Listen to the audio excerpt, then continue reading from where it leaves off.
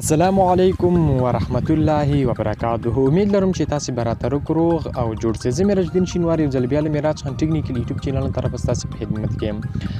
په تېره ویډیو کې ما د پکسلاب پښتو ډاونلوډ کول په اړه یوه ویډیو جوړه کړې وه چې زیات ملګرو پوښتنه کړې وه چې دا خو موږ نشو ډاونلوډ کولی. نو په دغه لنډه ویډیو کې تاسو ته ډېره زیاته لنډه طریقه درښیم چې پکسلاب پښتو څنګه ډاونلوډ کړو. صحیح ده؟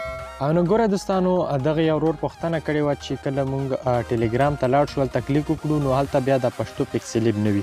نو په دغه لنډه ویډیو کې انشاءالله ستاسو ته لنډه طریقه درښیم چې کله هم تاسې دغه کومه ویډیو چې تاسو اوس مهال ګورئ دې په دې لیکنې یا په ټایټل باندې چې تاسې کلیک وکړئ، چې کله په دې باندې کلیک وکړئ، دلته به ما لیکلي وي چې د پکسلاب پښتو پکسلاب ډاونلوډ کولو لینک صحیح ده.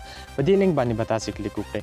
چې کله په دې لینک باندې تاسې کلیک وکړئ، تاسې به سایټ ته بوځي، خو د سایټ نه مخکې به تاسې چې سایټ ته بي نو ډایرکټ به تاسې ټیلیګرام ته بوځي. صحیح شو؟ چې کله تاسې ټیلیګرام ته بوځي نو په ټیلیګرام کې به څو ځایه خلاص شي. صحیح شو؟ ډایرکټ به تاسې ګوره دلته به تاسې زما د ټیلیګرام چینل ته به تاسې راولي. دا ټیلیګرام چینل هم ځان سره جوین کړئ او دلته ګورئ دغه ډاونلوډ بټن نشانه ده، په دې باندې به تاسې کلیک وکړئ.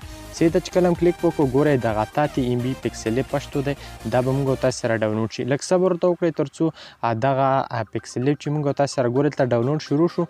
نو کله چې موږ او تاسې سره شروع شو دا پای ته ورسېږي، بیا په همدې باندې کلیک وکړئ او تاسې سره به دا چې دی انسټال شي ستاسې په موبایل کې.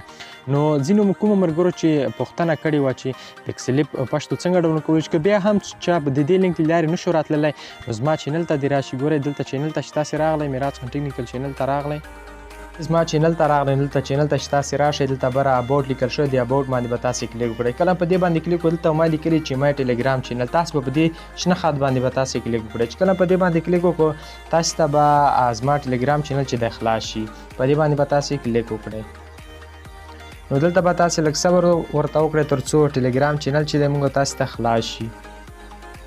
ګورئ دغه دی زما ټیلیګرام چینل چې دی خلاص شو. ګورئ دلته ما لیکلي چې د پښتو پکسلاب ډاونلوډ کولو لینک، تاسې به په دې لینک باندې به تاسې کلیک وکړئ. چې کله په دې باندې کلیک وکړو، تاسې به دغه ته راشي. ګورئ دا تیار ډاونلوډ شروع دی، د وخته چې ما وختي کوم ډاونلوډ شروع کړی دا شروع دی، دا به له تاسې سره ډاونلوډ شي. نو په دې هیله چې ویډیو مې را سره خوښه شوې وي.